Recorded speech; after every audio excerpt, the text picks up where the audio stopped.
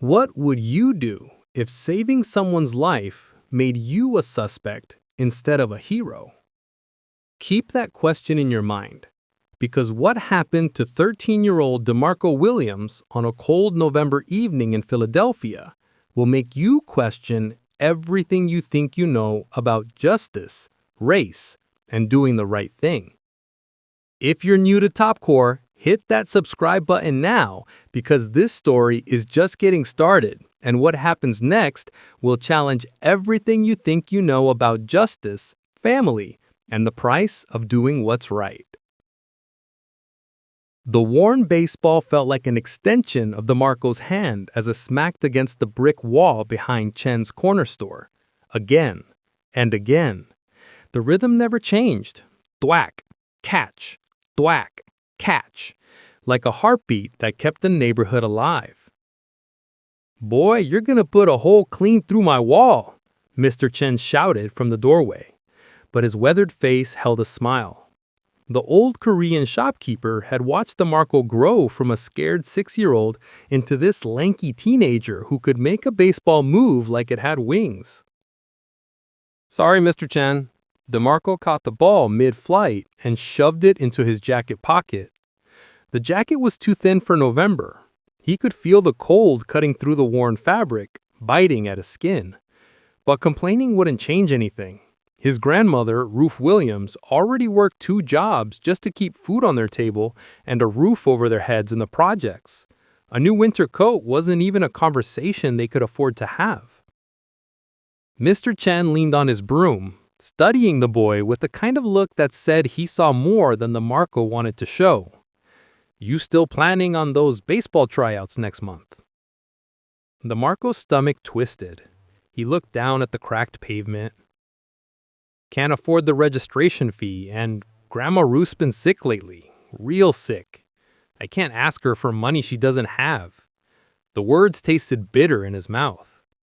Baseball was supposed to be his way out, his ticket to something bigger than these streets, bigger than the 3-room apartment where water stains decorated the ceiling like ugly art. Every throw against that wall was practice for a future that seemed to slip further away every day. "Keep practicing anyway," Mr. Chen said, his voice gentle. "Opportunity doesn't wait for permission, kid." DeMarco nodded, but the advice felt empty. What good was talent when the world demanded payment just to show it? As dusk painted the Philadelphia sky in shades of orange and purple, DeMarco started toward home. The tall buildings of the business district caught his eye, their windows gleaming like diamonds, full of people in expensive suits making decisions that shaped the world. He let himself dream for just a moment. One day, maybe he'd matter too. One day, maybe someone would care about what DeMarco Williams thought, what DeMarco Williams wanted. One day. He cut through Latimer Alley to save time. The shortcut would get him home 15 minutes faster, and he wanted to see Grandma Ruth before she left for her night shift cleaning office buildings downtown. The alley was dim, lit by a single flickering streetlight that barely pushed back the shadows. Dumpsters lined both sides, and the smell of rotting food mixed with expensive restaurant garbage made his nose wrinkle.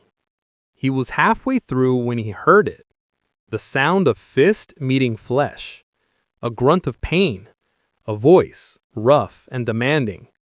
"Your wallet, old man!" Survival instinct his grandmother had drilled into him screamed the same message. Run. Mind your business. Don't get involved. A black kid like him found at a crime scene? The police wouldn't ask questions first. They'd make assumptions, and those assumptions could get him killed. But then he heard the other voice, weak, desperate, elderly. "Please, I have a pacemaker. My heart." DeMarco peered around a dumpster, and his blood turned to ice water in his veins. 2 men in dark hoodies had cornered an older white man in an expensive suit against a brick wall. The victim looked like he belonged in those gleaming office buildings DeMarco had just been admiring. One attacker gripped a knife that caught the weak streetlight, the blade glinting like a promise of violence. The other man, bigger and broader, drove his fist into the old man's stomach again.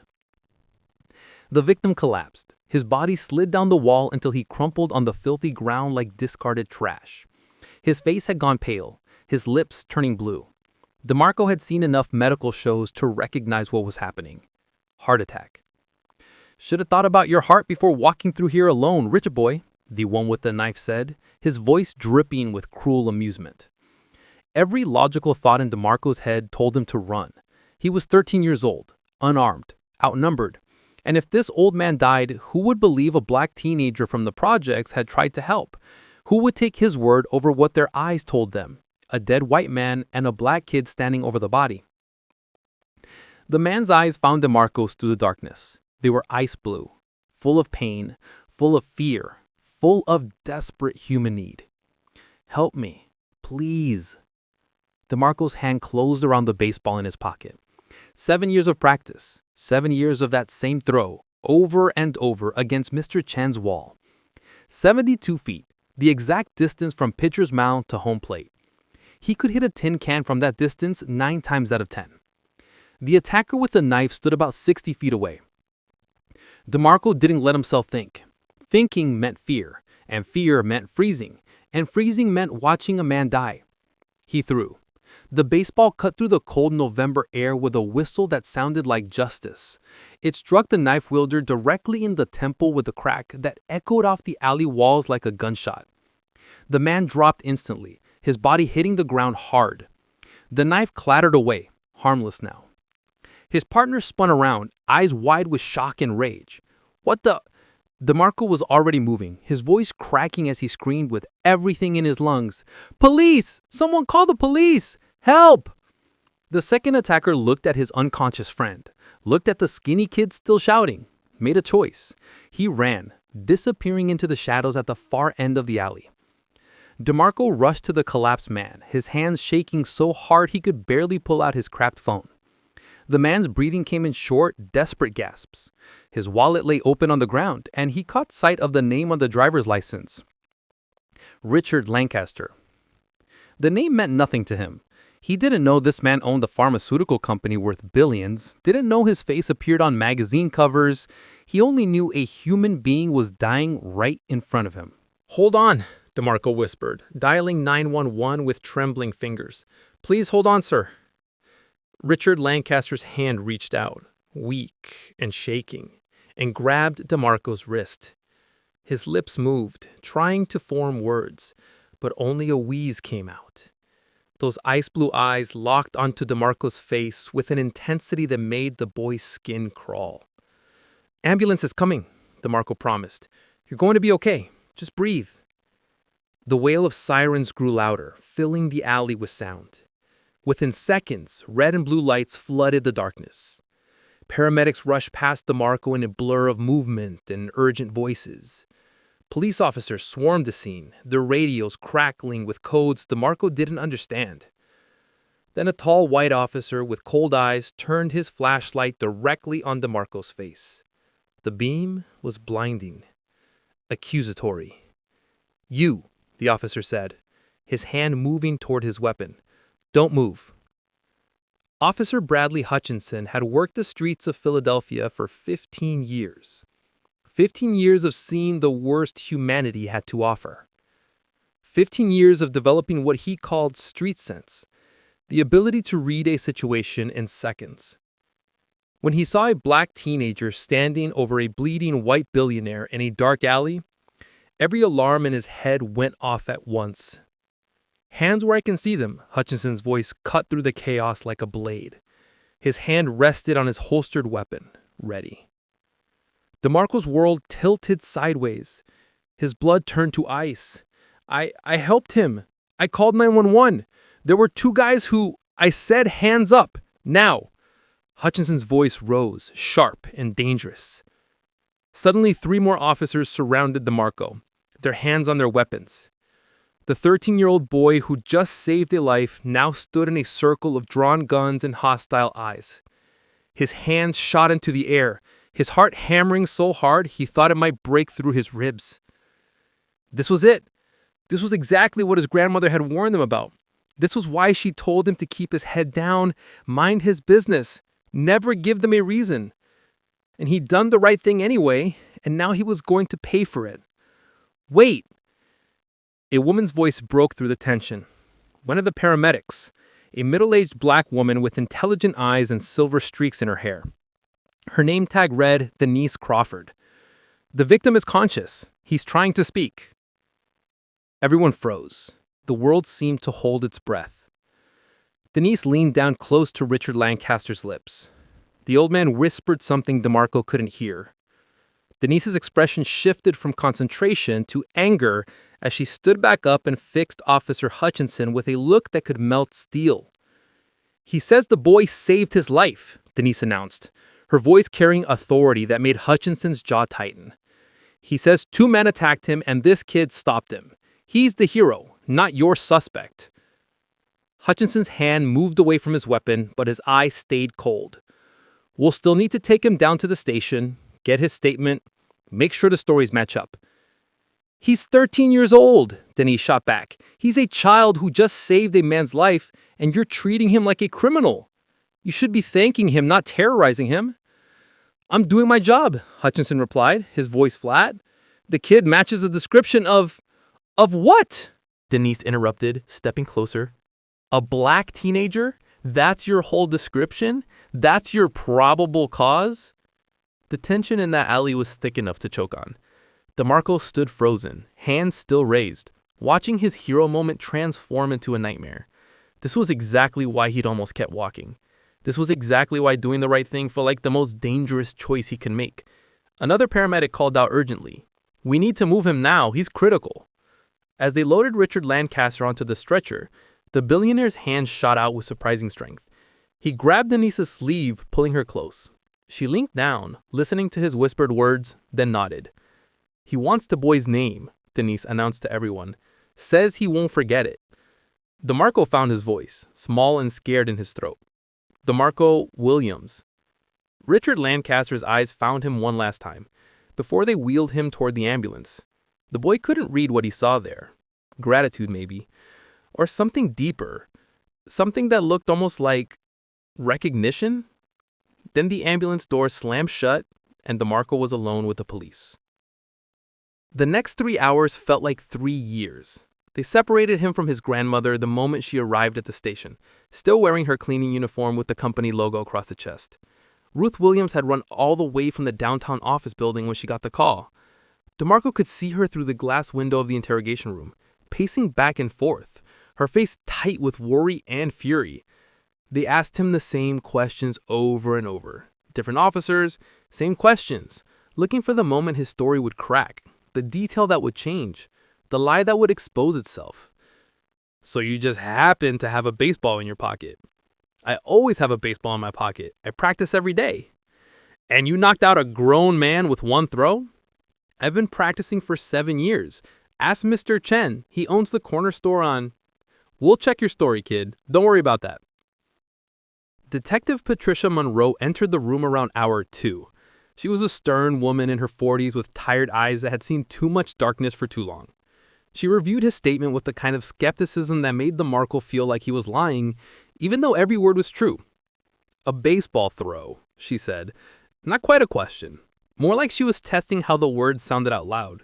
You expect us to believe you knocked out a grown man with a baseball throw? It's the truth, DeMarco said quietly. His voice had gone hoarse from repeating himself. You can check the security cameras. The restaurant in the corner has cameras that face the alley. You'll see. Something shifted in Detective Monroe's expression. She left the room. 30 minutes passed, 45. DeMarco sat alone in that cold room with fluorescent lights humming overhead, wondering if doing the right thing had just destroyed his life. When Detective Monroe returned, her face had changed. Still stern, still tired, but something had softened around her eyes. The security footage backs up your story. Every word. You're free to go. She paused, and for just a moment something almost like respect crossed her features. And kid, what you did was brave. Stupid, but brave. Coming from her, it felt like something.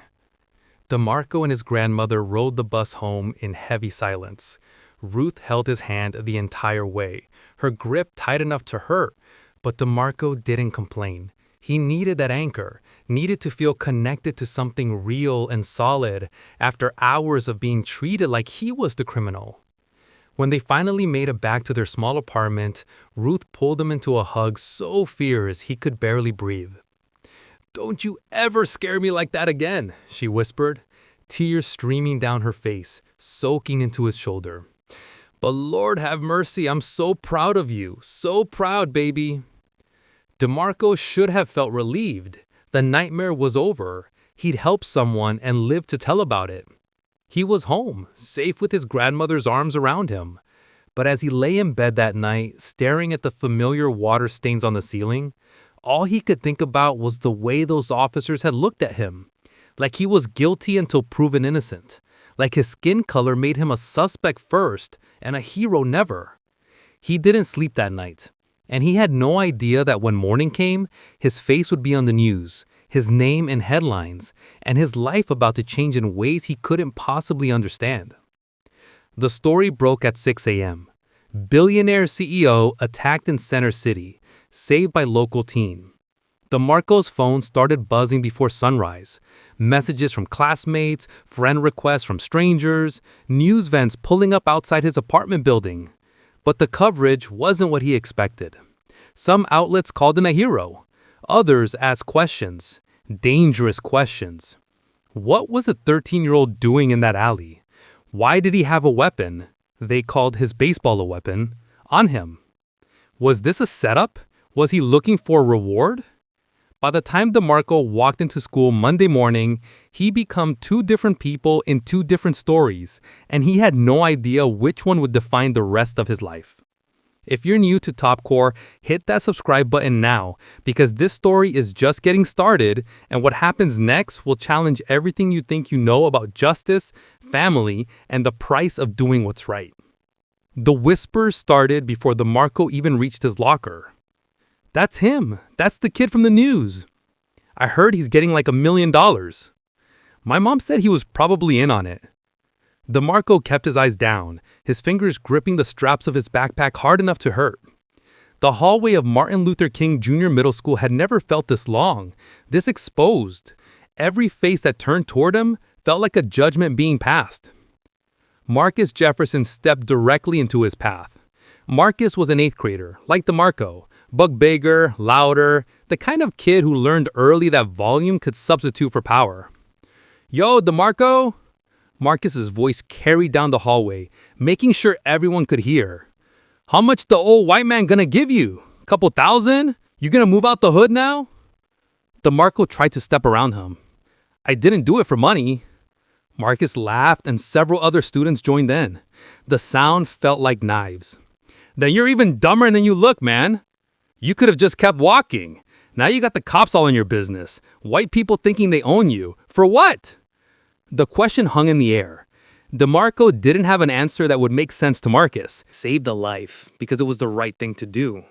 But in this neighborhood, the right thing was a luxury most people couldn't afford. The right thing didn't pay rent. The right thing didn't put food on the table. The right thing definitely didn't protect you when the police showed up. "Leave him alone, Marcus." The voice came from behind them. Jessica Chen, Mr. Chen's granddaughter, pushed through the small crowd that had gathered. She was small but fierce, with her grandfather's kind eyes and her own brand of stubborn courage. "He did something brave. Maybe you should try it sometime." Marcus sneered, but stepped aside. He wasn't about to start something with Jessica. Her family had been in the neighborhood longer than anyone, and even Marcus knew better than to disrespect the Chens. But as DeMarco walked away, he heard Marcus mutter, just loud enough to be heard. "Brave or stupid. We'll see which one when the cops come back around." The day dragged on like walking through mud. In history class, Mrs. Patterson asked them to stay after the bell. She was one of the good teachers, the kind who actually cared, but even her concern felt like pressure. "I saw the news," she said gently. "How are you holding up?" "I'm fine," DeMarco lied. "If you need to talk, or if the attention gets too much, my door is always open." "What you did was extraordinary, DeMarco. Don't let anyone make you doubt that." But doubt had already planted its seeds. Not about saving the man, he'd do that again, but doubt about what came after. Doubt about whether being a hero was worth becoming a target. 3 days later, everything shifted again. DeMarco was behind Chen's corner store, throwing his baseball against the wall, trying to find the rhythm that used to calm his mind. The familiar thwack of leather against brick was the only thing that still made sense. A black sedan pulled up to the curb. Not a neighborhood car. Too clean, too expensive, too out of place. The door opened, and a white woman in a suit that probably cost more than his grandmother made in a month stepped out. She moved with the kind of confidence that came from never being told no. Her heels clicked against the pavement as she approached, carrying a leather briefcase that screamed money and power. DeMarco Williams? Her voice was professional, controlled. DeMarco caught his baseball and turned. Before he could answer, Mr. Chen emerged from his store, positioning himself between the woman and the boy, protective. "Who's asking?" Mr. Chen's voice had gone hard. The woman pulled the business card from her jacket and handed it to Mr. Chen. "My name is Victoria Ashford. I'm Chief Legal Counsel for Lancaster Pharmaceuticals. I'm here on behalf of Richard Lancaster." DeMarco's stomach dropped. "I don't want a reward. I already told the police." "This isn't about a reward," Victoria interrupted. Her eyes were sharp, calculating. "Mr. Lancaster's recovering at his home, and he's requested to speak with you personally. There's..." She paused, and something in her expression shifted, something that looked almost like discomfort. "There's something he needs to tell you." The way she said it made DeMarco's skin crawl. This wasn't gratitude. This was something else. Something that felt dangerous in a completely different way than the alley had been. "My grandmother would need to..." "She's already been contacted," Victoria said smoothly. "We spoke with Mrs. Ruth Williams. She has given permission for us to arrange a meeting. A car will pick you both up tomorrow afternoon at 2 p.m. "Wait, what?" DeMarco's mind raced. Nobody had told him about this? What does he want to tell me? "Mr. Lancaster prefers to discuss it in person." Victoria's professional mask was perfect, but DeMarco caused something underneath. Something that looked like pity. "He's quite insistent about this meeting, DeMarco. It's important." She didn't wait for a response, just turned and walked back to her expensive car, sliding inside like she was returning to a different world. The sedan pulled away, disappearing into the city traffic.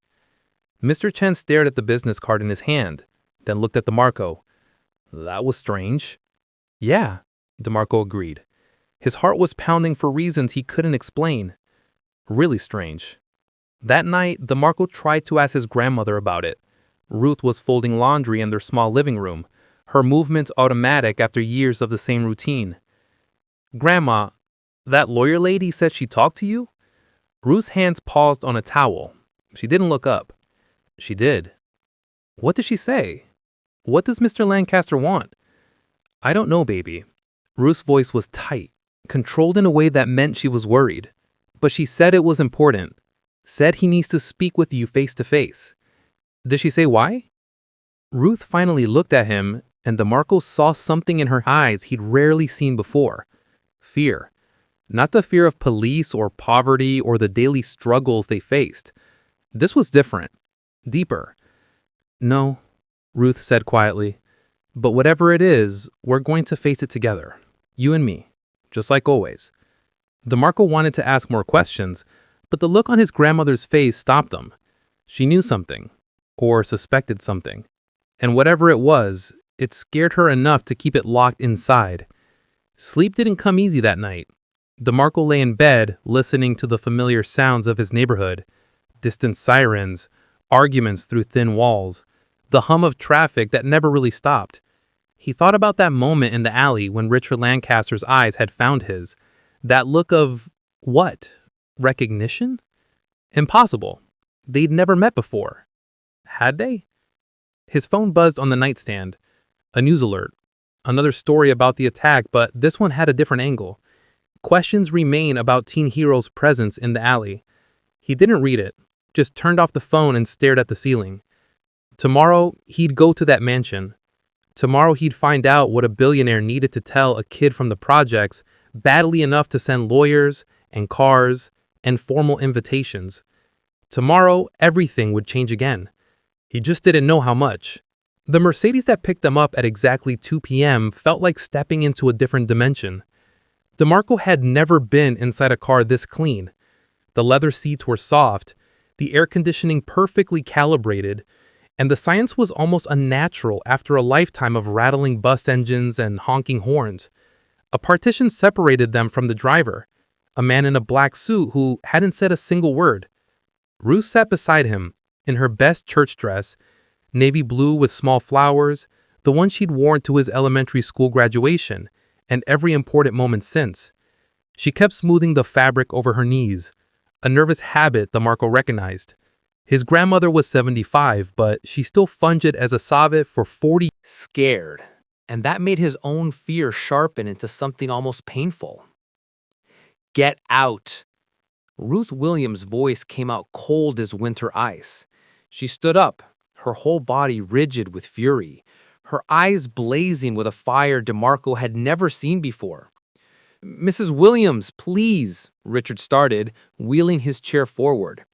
"You don't get to please us." Ruth's composure shattered like glass. Her voice rose, filling the expensive study with raw pain. "You took my daughter's dignity. You made her sign away her voice. And when that money ran out, when she spiraled into addiction because she'd been used and thrown away by a powerful man who made her feel worthless, where were you? Where were you when she died alone in an alley, not so different from the one where my grandson found you?" Richard Lancaster bowed his head. He didn't defend himself, didn't make excuses, just sat there accepting every word like physical blows. "I can't change the past," he said quietly, his voice barely audible. "I can't bring Keisha back. I can't undo the choices I made out of cowardice and pride. But I can try to do right by her son, by my son. We don't need your money." DeMarco found his voice somewhere deep inside. It came out harder than he felt, a shell covering the confusion and pain churning in his chest. "We've been fine without you for 13 years. "Have you?" Richard looked up and there was challenge in his eyes now, mixed with the guilt and shame. "Your grandmother works 2 jobs, cleaning offices at night, laundromats during the day. You can't afford the $50 registration fee for baseball tryouts. You wear a jacket with holes in it in November. You live in a 3-room apartment in the projects. You're fine because you've had to be, because you have no other choice. But what if you did have a choice, DeMarco? What if you didn't have to just survive?" "Don't you dare," Ruth hissed, stepping between Richard and her grandson. "Don't you dare try to buy him now after abandoning him his whole life." "I'm not trying to buy him. I'm trying to be his father." The word hung in the air like a grenade with the pin pulled. 13 years too late, DeMarco said bitterly. The anger was building now, hot and sharp. "You don't get to be my father now. You gave up that right when you paid my mother to pretend I didn't exist." "Yes," Richard agreed, and the simple admission somehow made it worse. 13 years too late. 13 years of cowardice and regret. But I'm here now, DeMarco, and I'm dying. The statement landed like a bomb in the room. Victoria looked away. Ruth's anger faltered for just a second. "The attack triggered a serious cardiac episode," Richard explained, his hand resting on his chest where his heart was failing. "The doctors give me 6 months, maybe a year if I'm lucky. I have 3 other children, all adults, all provided for, all taken care of. But you're the one I wronged most, and you're the one who saved me. Doesn't that mean something?" "It means I'm a good person," DeMarco shot back. "It doesn't mean I'm your son." "But you are my son." Richard's voice grew stronger, more insistent. "Biologically, legally, whether you claim me or not, you are. And I want to put you in my will. I want to set up a trust fund that will pay for your education, your baseball career, whatever you need. I want to give you the life your mother should have been able to give you if I hadn't been a coward. Blood money. Ruth spat the words like poison. Yes, Richard agreed again. His willingness to accept every accusation was almost more disturbing than if he'd thought back. That's exactly what it is. Blood money, guilt money, too late money. But it's still money that could change his life, Mrs. Williams. And refusing it won't hurt me. I'll be dead soon anyway. It will only hurt DeMarco. The manipulation was smooth, practiced, the calculated move of a businessman who'd spent decades getting what he wanted. But underneath it, DeMarco could hear something else. Genuine regret, genuine pain, genuine desire to do something right before he died. Or maybe that was just more manipulation. How could you tell the difference? I need time, DeMarco said finally. His head was spinning. His world had been turned upside down twice in 1 week, and he didn't know which way was up anymore. I need to think. Of course, Richard said. Take all the time you need. But DeMarco, there's one more thing you should know before you leave. DeMarco waited, not sure he could handle one more revelation, one more secret, one more twist. The 2 men who attacked me have been arrested. The police found them using the security footage and your description, but their lawyer is building a defense. He's arguing that I shouldn't have been in that alley, that I was there to buy drugs, that the whole thing was a drug deal gone wrong. Were you? DeMarco asked bluntly. He didn't trust this man. Didn't know if he ever could. Richard laughed, a bitter sound that held no humor. No, I was taking a shortcut to avoid traffic on my way to a dinner meeting. But my reputation is about to be dragged through the mud anyway. And you're the only witness who can definitively say what happened. The trial is in 6 weeks. The defense attorney will try to discredit you, to paint you as a kid looking for a reward, to suggest you were part of the attack. They'll try to destroy you to save their clients. And if I'm your son, DeMarco said slowly, understanding dawning like a sick sunrise, if I'm in your will, they'll say I had even more reason to set you up, even more reason to lie. Yes, Richard admitted. The timing is complicated. Terrible, actually. But I'm not asking you to lie, DeMarco. I'm asking you to tell the truth, whatever the cost. And I'm offering you what's rightfully yours, whether you claim me as a father or not, whether you testify or not. These 2 things are separate. But they weren't separate. DeMarco could see that clearly. Everything was tangled together. The attack, the DNA, the money, the trial, the media, the truth. One giant knot with no clear way to untie it. Victoria stepped forward, pulling a business card from her pocket. My number is on here. When you're ready to talk, call me. Day or night. Ruth took the card without looking at it. Her face had gone hard, unreadable. The ride home in the Mercedes was silent. DeMarco stared out the window, watching the neighborhoods change from wealthy to comfortable to struggling to poor. His world. The world Richard Lancaster had paid his mother to disappear into. When they got back to their apartment building, reporters were waiting. Camera crews and journalists who'd somehow found out about the meeting, about the connection, about everything.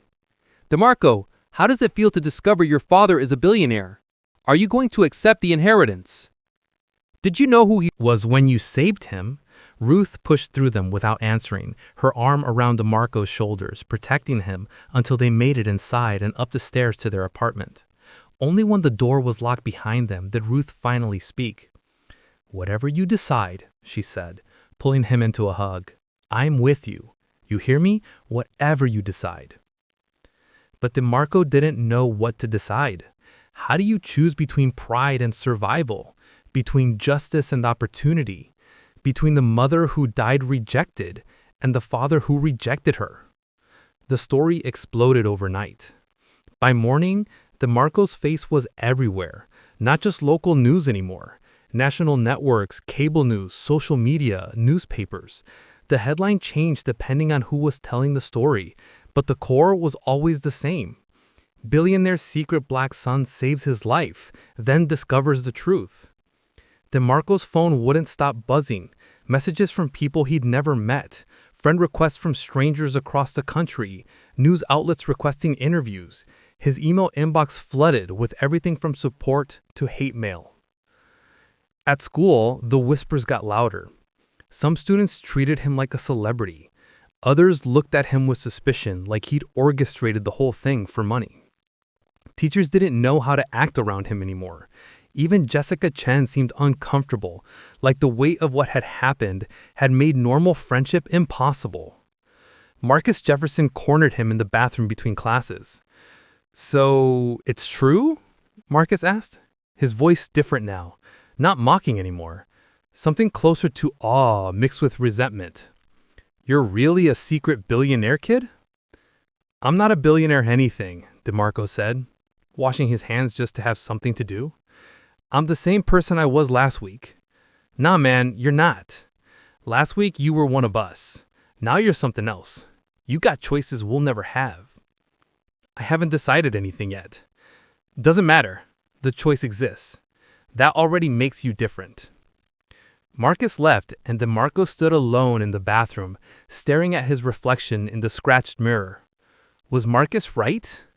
Had discovering Richard Lancaster changed who he was, even if he rejected everything being offered? The media coverage got worse as the trial date approached. News shows brought on experts to discuss the case, the DNA results, the implications. Cable news panels debated whether DeMarco should accept the inheritance. Social media exploded with opinions from people who'd never met him, but felt entitled to judge his choices.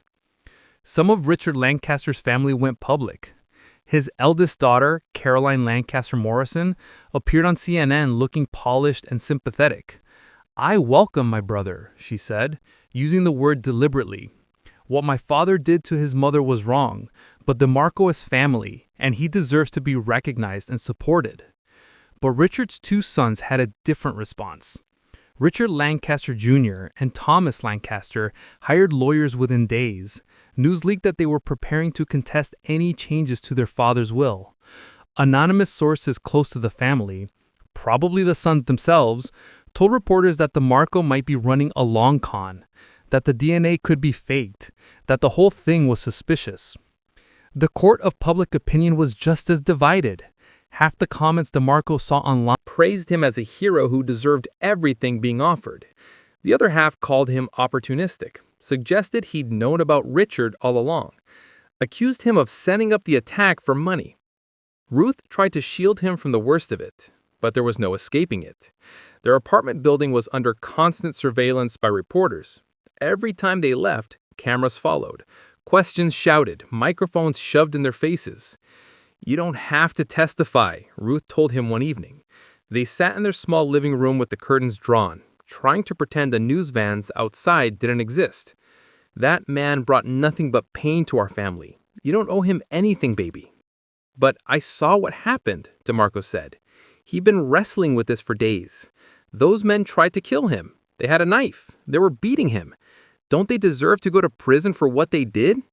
"At what cost to you?" Ruth's eyes were filled with worry that aged her face. "They're going to tear you apart on that witness stand, DeMarco. That defense lawyer will make you look like a liar, like you're after money, like you planned the whole thing. He'll dig into our lives, your mother's history, everything. He'll try to destroy you to save his clients." "But I didn't do anything wrong." "The truth doesn't always matter, baby." Ruth's voice broke. "Not for people like us. You can tell the whole truth and they'll still find a way to make you the villain." But Mr. Chan had different advice when DeMarco stopped by the store, desperate for some piece of normalcy in his shattered world. The old shopkeeper was restocking cans of soup, same as always, like the world outside hadn't gone completely insane. That consistency felt like oxygen. "Your grandmother is trying to protect you," Mr. Chen said, not looking up from his work. "That's what grandmothers do. It's their job. But you know what happened in that alley, DeMarco. You know what you saw." "Yeah, but sometimes being brave isn't about the big moment. The throw that saves a life, that's dramatic, makes the news. But the real courage, that comes after. That's standing up in a courtroom when it would be easier to sit down. That's telling the truth when lying would be safer. That's doing the right thing even when the right thing costs you everything. DeMarco helped Mr. Chen stock cans of soup in silence for a while, thinking. That night, he couldn't sleep. His mind kept circling back to his mother, Takesha Williams, who died when he was 3 years old. He had only fragments of memories, a laugh, a smell of perfume, a feeling of being held. Ruth had told him the official story, overdose, addiction, a life spiraling out of control. But now DeMarco understood the real story. His mother had been paid to disappear, made to sign away her voice, convinced she wasn't good enough to be part of Richard Lancaster's world. And when that money ran out, when the shame and rejection became too heavy to carry, she'd turned to drugs to numb the pain. Richard Lancaster hadn't held the needle, but he might as well have. And yet, those two men in the alley were still guilty. They'd still tried to murder someone. The fact that the victim turned out to be a terrible person who'd made terrible choices didn't change what DeMarco had witnessed. If he didn't testify, they might go free. And then what? They'd attack someone else, maybe kill them next time. And that blood would be on DeMarco's hands because he'd chosen silence. When morning came, DeMarco had made his decision. He found his grandmother in the kitchen, making breakfast before her morning shift at the laundromat. The sun was barely up, painting their small apartment in shades of gray. "I'm going to testify," he said.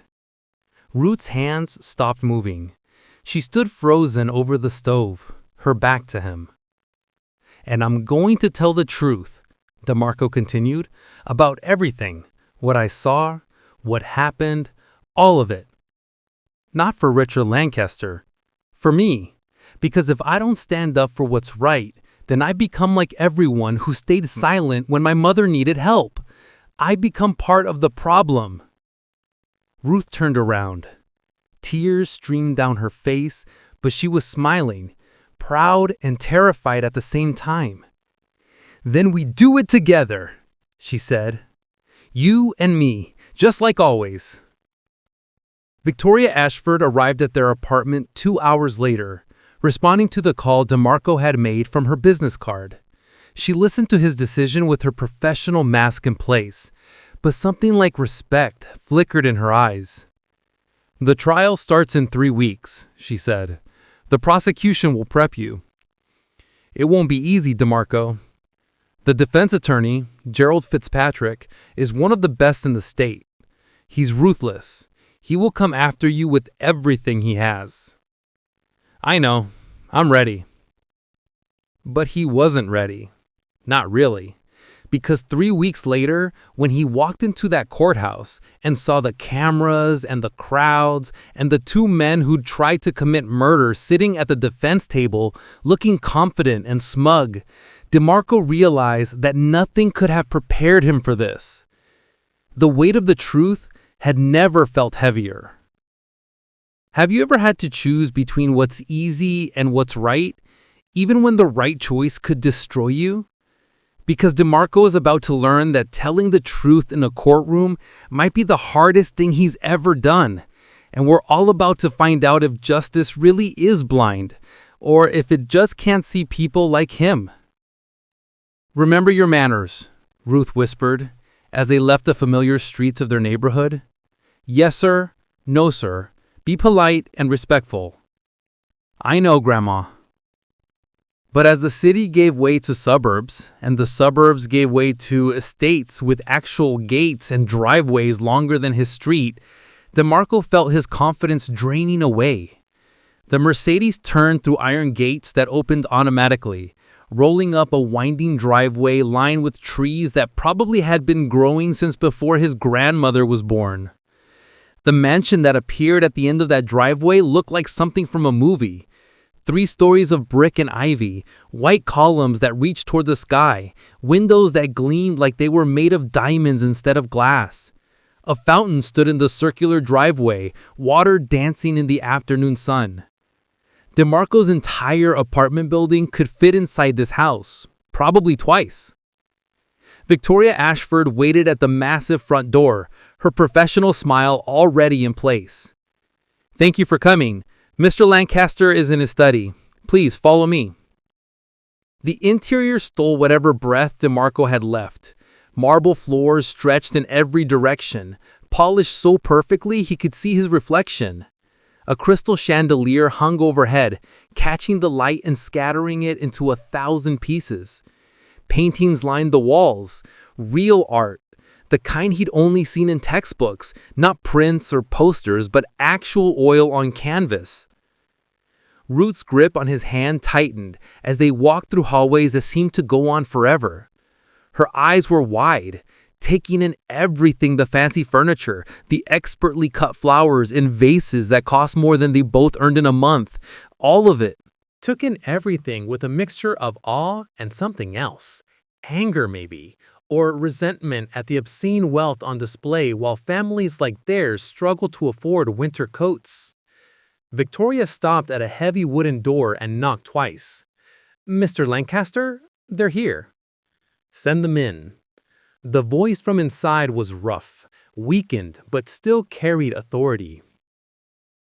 The study was a room of dark wood and old leather, floor-to-ceiling bookshelves filled with books that looked like they'd never been read, just collected. The smell of expensive tobacco hung in the air.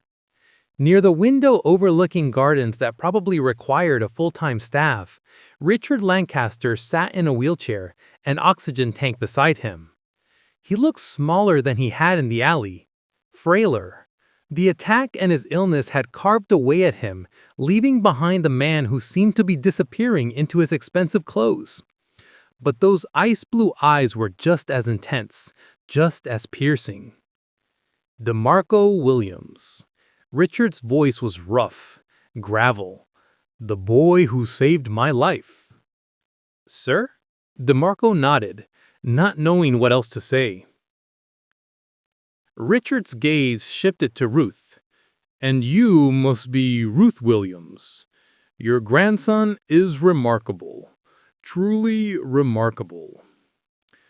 "Thank you, sir," Ruth said quietly, her voice controlled, giving nothing away. "We don't want any trouble.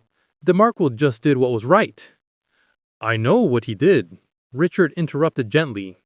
"I remember every second of it, every detail. And I need to talk to him about something important, something I've been wrestling with since that night in the alley." Victoria shifted uncomfortably near the door. Her discomfort made DeMarco's anxiety spike higher. Richard wheeled himself closer to DeMarco, his eyes studying the boy's face with an intensity that made him want to step back. It felt invasive, like Richard was searching for something specific in his features. "How old are you, son?" The question seemed innocent enough. 13, sir." "Your birthday?" "March 15th. DeMarco's confusion grew. Why did any of this matter? Something flickered across Richard's face. Pain, regret, recognition, all three at once, powerful enough to make the old man's hands tremble on the wheelchair armrests. "And your father?" Richard's voice had gone quiet, almost afraid of the answer. "What do you know about him?" DeMarco stiffened. The question felt like a punch to the gut. "He's in prison. Has been since I was little. Why are you asking me this?" Ruth's grip on her purse became white-knuckled. "Mr. Lancaster, what is this about? What does my grandson's father have to do with—" "What's your father's name?" Richard interrupted, leaning forward in his wheelchair. His entire body was tense, waiting. "Marcus Williams," DeMarco said, his voice barely above a whisper. The room felt like it was closing in. "Why?" Richard Lancaster's face went pale, actually pale, the color draining away like someone had opened a valve. He turned to Victoria, and when he spoke, his voice shook. "Show them." Victoria opened her briefcase with hands that trembled slightly. She pulled out a folder, and from that folder a photograph. Old, faded, the color slightly washed out from time. It showed a younger Richard Lancaster, probably in his 50s, at what looked like a charity event. Tuxedos and evening gowns, champagne glasses and fake smiles. But that wasn't what made DeMarco's heart stop. Next to Richard in the photograph, holding a tray of drinks with a radiant smile that lit up his whole face, was a young woman named Crystal. Young black woman. DeMarco's world tilted on its axis. His voice broke. That's my mother. That's Keisha Williams. Yes. Richard's voice was barely audible. I knew her. 14 years ago, she worked at an event my company sponsored, a fundraiser for children's hospitals. She was serving drinks and we started talking, and he closed his eyes. She was kind, beautiful, made me feel young again during the worst period of my life. I was going through a divorce. My wife had left me. My children barely spoke to me. I was lonely and foolish, and Keisha made me feel like I mattered as a person, not just a bank account. DeMarco's grandmother had gone completely still, frozen like a statue. We had a brief relationship, Richard continued, and each word seemed to cost him something. Just a few months, but when my lawyers found out, when they discovered she was pregnant, the room spun. DeMarco couldn't breathe, couldn't think. The word pregnant echoed in his skull like a bomb going off. They made her sign a non-disclosure agreement, Richard said, shame dripping from every syllable. Paid her $50,000 to disappear, to never contact me, to never tell anyone, especially not the child, that I was the father. I told myself it was the right thing to do, that my reputation, my company, my other children couldn't handle the scandal of me having a baby with a black woman half my age who worked as a server. No. The word came out of DeMarco's mouth without permission. No, you can't be. I am your father. Richard Lancaster's face was wet with tears. Biologically, legally, I am your father. And I have spent 13 years trying to pretend you don't exist, trying to convince myself that paying your mother off and walking away was somehow acceptable. And then you saved my life, and I looked into your eyes and I knew. God help me. I knew exactly who you were. Ruth Williams stood up so fast her chair scraped against the floor. Her voice came out shaking with a rage that DeMarco had never heard from her before. You abandoned my daughter? You paid her to disappear like she was trash you could just throw away? And she took that money because she was desperate? Because she was alone? Because a man like you convinced her she wasn't good enough to be part of your world? Yes, Richard didn't flinch from the accusation. All of that is true. Every word. And she's dead now. And I can never apologize to her. Never make it right with Keisha. But you, DeMarco, you're here. You're alive. And you're my son. Victoria pulled another document from her folder, her movements mechanical. She said, the DNA test. We ran it using the DNA from the crime scene, when you touched Mr. Lancaster's hand in the alley. The match is conclusive. 99.9%. He is your biological father. DeMarco couldn't breathe. The air had turned solid in his lungs. This man, this rich white billionaire who'd abandoned his mother, who'd paid her to disappear, who denied his existence for 13 years, was his father? And he'd saved his life? The boy who threw the baseball to save a stranger had actually saved the man who destroyed his mother's life before he was even born. What would you do if the person you saved turned out to be the person who abandoned you? Drop your thoughts in the comments, because what DeMarco decides next will change everything. The Philadelphia County Courthouse looked like a building designed to make people feel small. DeMarco sat in the witness waiting room with his grandmother, both of them dressed in their best clothes. Ruth wore the same navy dress from the Lancaster estate. DeMarco wore a button-down shirt Mr. Chen had bought him specifically for today. White, crisp, the kind of shirt that was supposed to make him look trustworthy. Like clothing could change what people chose to see. Through the small window in the door, DeMarco could see the courtroom filling up.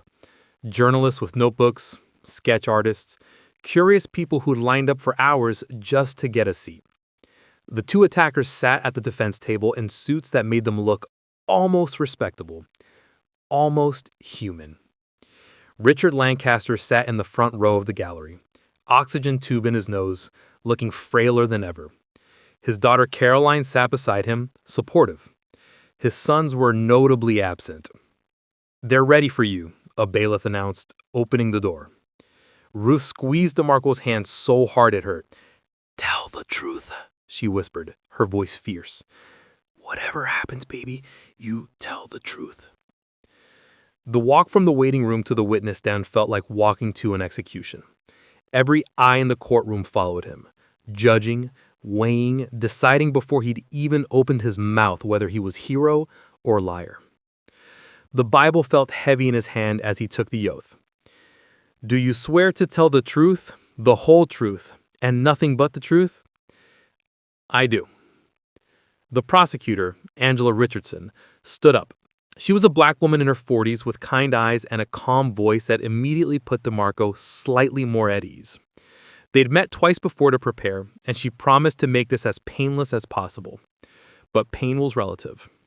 DeMarco, can you tell the court what happened on the evening of November 10th? Angela's voice was gentle, encouraging. DeMarco took a breath and told the story. Simply, clearly, exactly as he remembered it.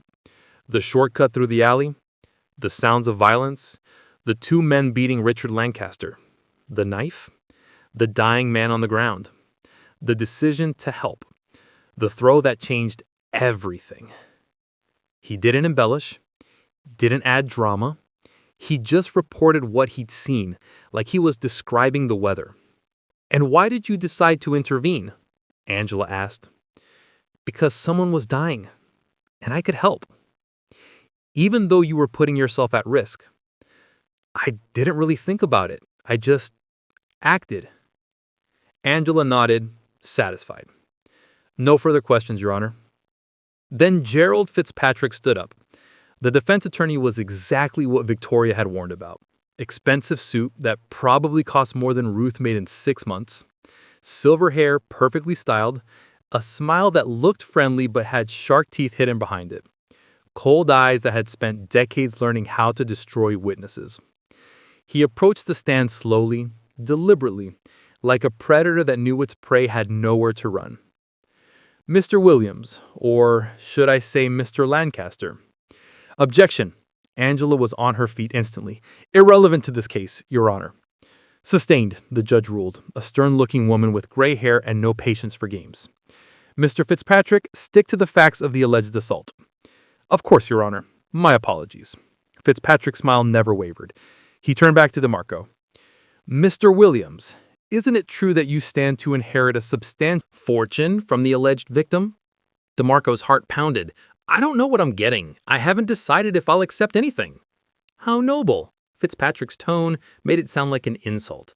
But the fact remains that Richard Lancaster has publicly acknowledged you as his biological son and stated his intention to include you in his will, correct?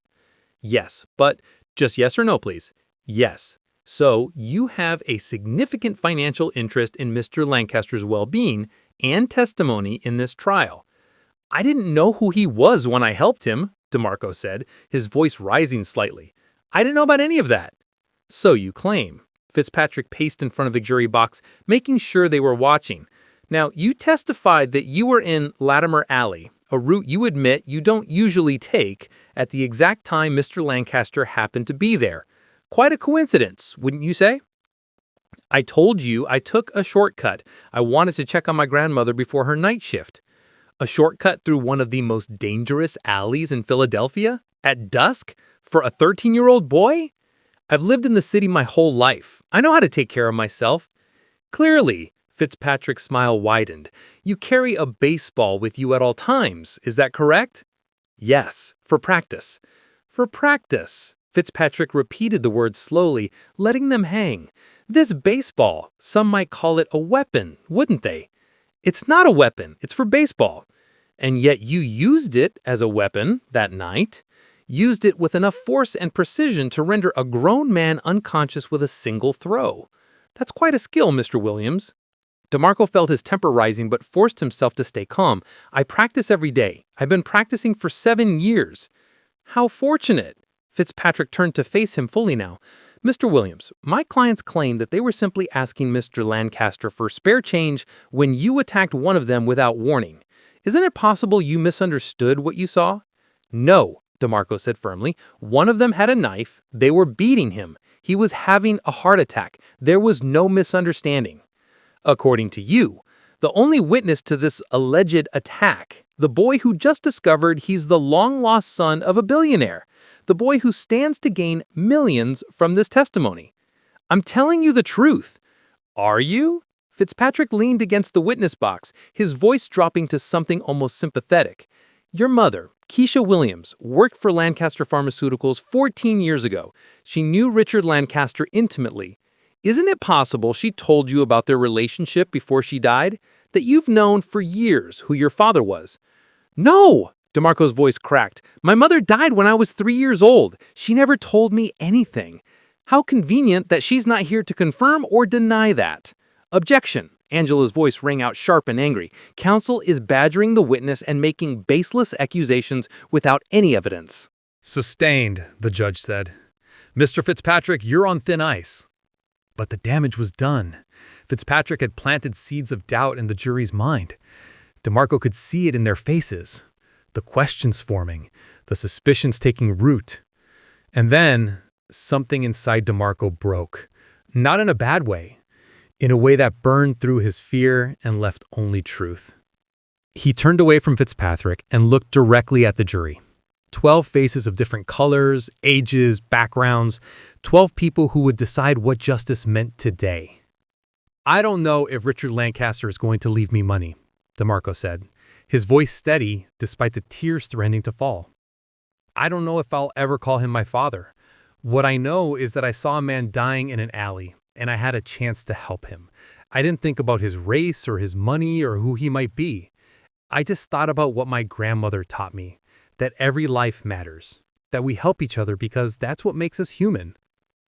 He looked at Richard Lancaster sitting in the front row, then back at the jury. Maybe Richard Lancaster is a good person who made bad choices. Maybe he's a bad person trying to do one good thing before he dies. I honestly don't know. But those two men, he pointed at the defense table, they tried to kill him. I watched them beat him. I saw the knife. I saw him dying. And that's wrong no matter who he is or who I am or what money might be involved. The courtroom was completely silent. Even Fitzpatrick seemed frozen, his prepared questions dying on his lips. I saved a life that night, DeMarco continued, his voice growing stronger. And I'll do it again even knowing everything I know now, even knowing it would lead to all this. Because the moment I decide some lives matter more than others based on what I can get from them, that's the moment I stop being the person my mother raised me to be. He turned back to Fitzpatrick. So yeah, I'm telling the truth. Believe it or don't, but I know what I saw. Gerald Fitzpatrick stared at him for a long moment. Then for the first time in probably his entire career, he had no response. No further questions, he said quietly. The jury deliberated for 6 hours. 6 hours of sitting in that waiting room with Ruth, neither of them able to eat or focus or do anything but wait. 6 hours of wondering if the truth had been enough. 6 hours of questioning whether justice was real or just another story people told themselves to sleep at night. When the bailiff finally called them back, DeMarco's legs barely carried him to a seat.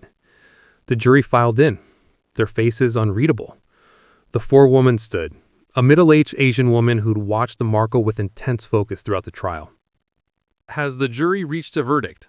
The judge asked. We have, Your Honor.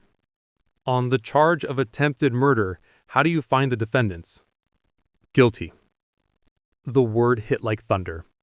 DeMarco felt his grandmother's hand find his, squeezing tight. On the charge of aggravated assault, guilty. On the charge of armed robbery, guilty. All counts, unanimous. The two men who tried to kill Richard Lancaster would spend the next 15 years in prison. Outside the courthouse, reporters swarmed like locusts. Questions shouted from every direction, cameras flashing, microphones thrust forward. DeMarco, how does it feel to get justice? Are you going to accept your father's inheritance? What's your relationship with Richard Lancaster? You, DeMarco replied. The words were harsh, but his tone was almost gentle, honest. But I'll make sure her name means something good, even if yours doesn't. Richard flinched, but nodded. Fair enough. Victoria produced documents that had apparently been prepared in anticipation of this conversation. The college trust fund, irrevocable and protected. The Keisha Williams Scholarship, with an initial endowment of $50 million. A commitment from the Lancaster Pharmaceuticals Board to review pricing structures and establish hardship programs. Richard signed everything with shaking hands. "Can I ask you something?" Richard said as they prepared to leave. DeMarco hesitated, then nodded. "Do you forgive me?" The question hung in the air between them. DeMarco thought about his mother, about the choices she'd been forced to make, about the life she might have had if a powerful man hadn't paid her to disappear. "I don't know," DeMarco said honestly. "Maybe someday, but not today." "That's fair," Richard said. "More than fair." 8 months later, Richard Lancaster died. The call came at 3 in the morning. Caroline asking if DeMarco wanted to come say goodbye. He almost said no, almost hung up and rolled over and let the man who'd abandoned him die alone. But Ruth touched his shoulder in the darkness and said, "Whatever you decide, I'm with you." So DeMarco went. The Lancaster estate was quiet when he arrived. Just Caroline and a hospice nurse and the old man dying in his expensive bed. Richard's eyes opened when DeMarco entered the room. "You came," he whispered. "Yeah, I came." He sat beside the bed, and Richard's hand found his. Weak, cold, barely there. "I'm sorry, for all of it." And there, in the darkness, with no cameras, or reporters, or lawyers, or jury, DeMarco whispered 2 words that no one else heard. "I forgive you." Richard Lancaster died 20 minutes later, his hand still holding his son's. What does forgiveness cost? What does it give? And when someone who hurt you is dying, do you owe them peace, or do you owe yourself the truth? Drop your answer in the comments, because DeMarco's choice is about to reshape more lives than just his own. Richard Lancaster's funeral was a spectacle, the kind of event that shut down streets and required security checkpoints and brought out people who'd never met the man but felt entitled to witness his goodbye. The church was massive, old money and stained glass, filled with Philadelphia's elite in black designer suits and dresses that cost more than most people's cars. DeMarco sat in the 3rd row with Ruth, wearing a suit Caroline had sent over. It fit perfectly because, of course, she'd somehow gotten her measurements right. Caroline had been kind since her father's death, respectful, the only one of Richard's legitimate children who treated DeMarco like family, instead of a threat. Richard Jr. and Thomas sat in the front row, their backs rigid, never once turning to acknowledge their half-brother's existence. History was being rewritten in real time, and the truth was getting buried along with the body. After the service, after the burial, after the reception where DeMarco felt like an exhibit in a museum everyone stared at, but nobody approached, Victoria Ashford pulled him aside. "The will reading is tomorrow," she said quietly. 10 a.m. at the estate. You need to be there." "Do I have to?" Victoria's expression softened. "Richard's sons are planning to contest. They're claiming undue influence, questioning the DNA results, arguing that you manipulated their dying father. If you're not there to defend yourself, they might actually win." DeMarco's stomach twisted. "I don't want his money. I told him that." "This isn't about what you want anymore," Victoria said gently. "This is about honoring what he wanted and what your mother deserved." The next morning, the Lancaster estate felt different, colder, like the house knew its owner was gone and was mourning in its own way. The study where Richard had first revealed the truth was now filled with lawyers. Richard Jr. and Thomas sat on one side with their legal team. 3 attorneys in matching suits who looked like they ate people for breakfast. Caroline sat alone, separate from her brothers. DeMarco and Ruth sat across from everyone, with Victoria beside them. The executor, an elderly attorney named Martin Greaves, who'd apparently served the Lancaster family for 40 years, opened the will with shaking hands. I, Richard Allen Lancaster, being of sound mind and body. The first bequests were standard: donations to charities, money for the household staff, provisions for maintaining the estate. Then came the children. Caroline received $20 million and properties in 3 states. Richard Jr. and Thomas each received $30 million and controlling shares in various Lancaster holdings. To my son, DeMarco Williams, Martin Greaves read, his voice growing softer, I leave the following: a trust fund of $15 million to be used exclusively for education and athletic training, an additional $10 million to be held in trust until his 25th birthday, and my shares in Lancaster Pharmaceuticals, representing a 22% stake in the company, to be voted by proxy by Victoria Ashford until DeMarco turns 21, at which point they transfer to him fully. Richard Jr. shot to his feet. This is outrageous. He knew this kid for 2 months. Sit down, Mr. Lancaster, Martin said calmly. I'm not finished. He continued reading. I make these bequests not as payment or compensation, but as correction of a grave injustice. DeMarco's mother, Keisha Williams, deserved support I refused to give. DeMarco deserved the father I refused to be. This is not charity. This is what should have been his from the beginning.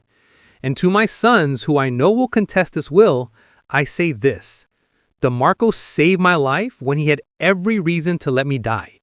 He showed me more grace in 2 months than I showed his mother in a lifetime. If you cannot understand why he deserves this, then I have failed you as a father even more than I thought. The words hit like grenades. Thomas's face had gone purple with rage. Richard Jr. was already whispering urgently to his lawyers. Additionally, Martin continued, I established the Keisha Williams Memorial Scholarship with an endowment of $50 million to be administered by DeMarco Williams and Ruth Williams, providing full support for single mothers pursuing higher education. Ruth's hand found DeMarco's and squeezed.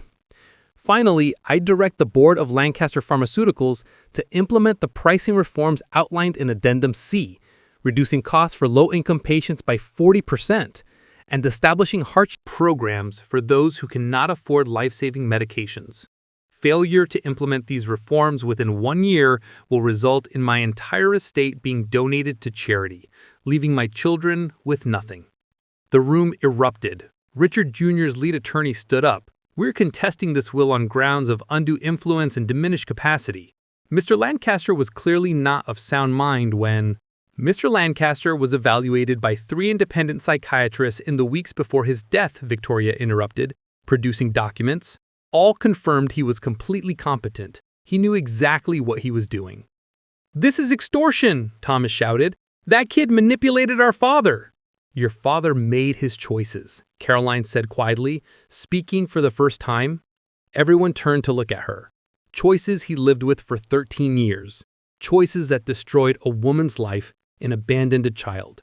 Maybe this will isn't fair to us, but what Dad did to Keisha Williams wasn't fair either. DeMarco didn't ask for any of this. He just saved a dying man in an alley. You're taking his side? Richard Jr. stared at his sister like she betrayed him. I'm taking the truth's side, Caroline stood up. Dad was wrong. We all know it. And fighting this will means fighting the one good thing he tried to do before he died. I won't do that. She walked over to where DeMarco sat and extended her hand. Welcome to the family, little brother, for whatever that's worth.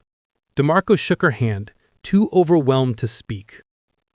Richard Jr. and Thomas stormed out, their lawyers following. Martin Greaves calmly noted their departure for the record and continued reading the remaining provisions. When it was finally over, DeMarco walked outside into the garden where he'd last seen Richard alive. The fall air was cold, carrying the smell of dying leaves and coming winter. Victoria found him there 10 minutes later. They'll contest, she said. It could take years to settle. The media will be brutal.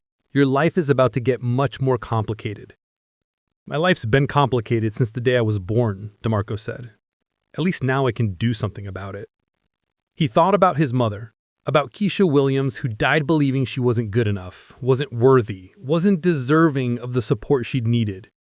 He thought about all the other mothers out there right now struggling alone, convinced the world didn't care. The scholarship fund would change that. The pharmaceutical reforms would change that. Richard Lancaster's guilt money was about to become justice money. "What are you thinking?" Victoria asked. DeMarco looked back at the mansion, at the wealth and privilege and power contained in those walls. Then he looked past it, toward the city skyline in the distance, toward neighborhoods like his where people fought every day just to survive. "My mother's name is about to mean something.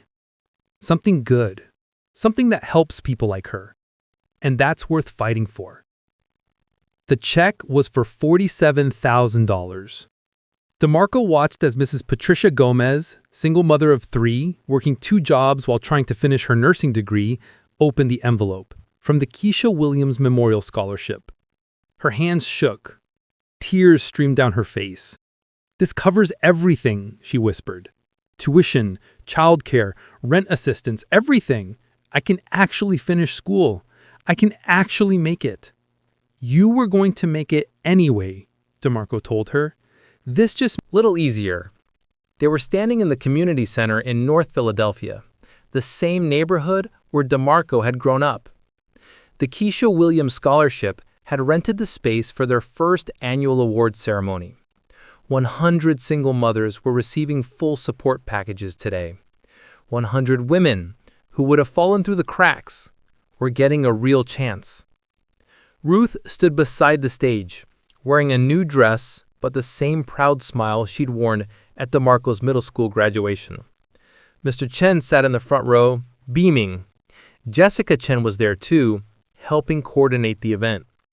The past year had been a war. Richard Jr. and Thomas had contested the will with every legal weapon they could afford. The media had been relentless, digging into every aspect of DeMarco's life, questioning every choice, debating whether a teenager should have this much money and influence. The court battles were still ongoing, but the trust fund and scholarship endowment had been protected.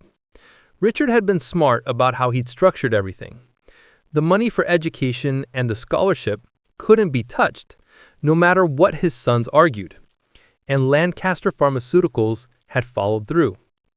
The board, facing the threat of losing everything if they didn't comply, had implemented the pricing reforms, a 40% reduction in costs for low-income patients, hardship programs that provided free medications to those who qualified. The changes had saved lives, literally saved lives in just the first 6 months. DeMarco's 22% stake in the company made him the 4th largest shareholder. Victoria voted his shares for now, but she consulted him on every major decision. He'd learned more about business and healthcare and corporate responsibility in 1 year than most people learned in a lifetime. He was 14 years old. The lawsuit had tried to paint him as a manipulative gold digger. The media had called him everything from a hero to a con artist. Social media still erupted with opinions whenever his name trended. But the scholarship check spoke louder than any of it. After the ceremony, after the photos and the tears and the gratitude from women who finally had hope, DeMarco took the bus across town. He could afford a car service now, could afford a car, period, but some things shouldn't change. He got off at his old stop and walked to Chen's corner store. "Shouldn't you be in some fancy private school?" Mr. Chen teased when DeMarco walked in. "It's Saturday, Mr. Chen." DeMarco did attend private school now, a good one, where the baseball program had actually recruited him. He was the youngest player on the varsity team and scouts were already watching. The trust fund paid for everything, just like Richard had wanted. But he still lived with Ruth in their apartment. They could afford to move, could afford to buy a house in the suburbs, could afford anything. But they'd chosen to stay. The neighborhood was home. These people were family. "You here to practice?" Mr. Chen asked. "Yeah, if your wall can still take it. That wall's tougher than both of us." DeMarco went to the alley behind the store and pulled out his baseball. The same ball. The one he'd thrown that November night that changed everything. He'd kept it, a reminder of the moment when doing the right thing felt impossible but necessary. The brick wall was still there, same as always. He wound up and threw. Thwack. The sound was home. The rhythm was meditation. For 20 minutes, DeMarco just threw, caught, letting his mind empty of everything else. When he finally stopped, he wasn't alone. Ruth had followed him from the apartment. She stood at the mouth of the alley, watching with that expression mothers get when they're proud but also terrified of how fast their children are growing. "You okay, baby?" she asked. "Yeah, Grandma, I'm good." "You're sure? Today was a lot." DeMarco looked around the alley. Different location, but not so different from the alley where he'd found Richard Lancaster dying. Both places were forgotten spaces where the city's discarded ended up. Trash, people, secrets nobody wanted to acknowledge.